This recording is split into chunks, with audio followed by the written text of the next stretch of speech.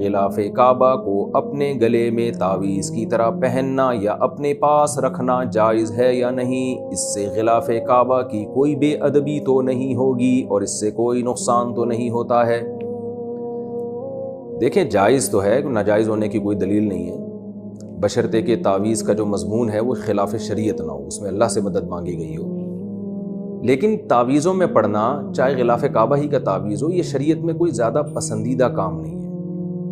دو کاموں کو فوکس کرنا چاہیے جو شریعت نے جس پہ زیادہ زور لگائے، ایک اپنا عمل ٹھیک کریں، گناہ چھوڑیں، دوسرا سنت رقیہ۔ آپ صلی اللہ علیہ وسلم نے کوئی تعویذ گلے میں نہیں باندھا، بلکہ آپ صلی اللہ علیہ وسلم کو اللہ نے، جبریل نے سورہ فلق سورہ ناس سکھائی ہے، مختلف قسم کی پریشانیوں سے اور آسیب وغیرہ سے بچنے کی، جادو سے بچنے کے لیے۔ تو آپ بھی رات کو سونے سے پہلے سورہ فلق سورہ ناس کا اہتمام کریں۔ آپ صلی اللہ علیہ وسلم نے آیت الکرسی کی فضیلت بیان کی، آیت الکرسی پڑھ کے سویا کریں۔ آپ صلی اللہ علیہ وسلم نے رات کو سورہ بقرہ کا آخری رکوع، آخری حصہ جو ہے آمن الرسول، یہ پڑھنے کی ترغیب دی ہے، یہ پڑھا کریں آپ۔ صبح و شام کی دعائیں نبی نے سکھائی ہیں مختلف آفات سے بچنے کے لیے، بسم اللہ الذی لا یضر مع اسمہ شیء فی الارض ولا فی السماء وہو السمیع العلیم، یہ دعا صبح و شام پڑھا کریں۔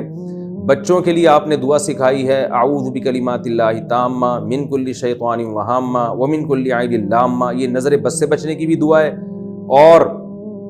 اور دیگر آفات سے بچنے کی دعا ہے۔ تو جو سنت رقیہ ہے اس پر اکتفا کریں گے تو اچھی زندگی گزرے گی آپ کی۔ اور اگر ان چیزوں میں پڑ گئے، فلاں کا تعویذ، فلاں کا وہ، فلاں کا تبرک، تو ہم نے دیکھا ہے کہ عوام ان چیزوں میں غلو کا شکار ہوتی ہے، عمل سے غافل ہو کے ان چیزوں کی طرف چلی جاتی ہے۔ بیت اللہ سے محبت تو ہمارے ایمان کا جزو ہے، اور بیت اللہ کا غلاف بھی اس قابل ہے کہ اس کا احترام کیا جائے۔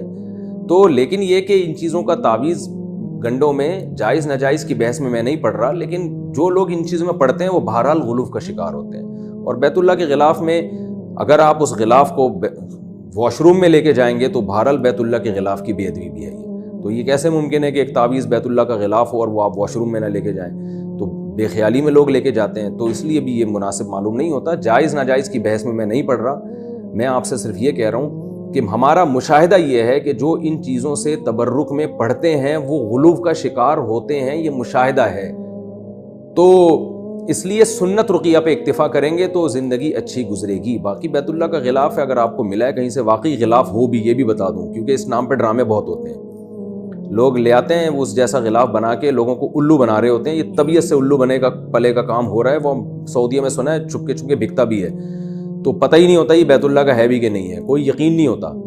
تو ویسے ہی وہ، لیکن اگر واقعی سچی مچی کا ہے تو قابل احترام چیز ہے، بیت اللہ کی طرف اس کی نسبت ہے، تو عقیدت انسان کو ہوتی ہے، اس سے محبت ہوتی ہے، لیکن عقیدت کا اظہار کا وہ طریقہ جس سے شرک پھیلنے کا خطرہ ہو۔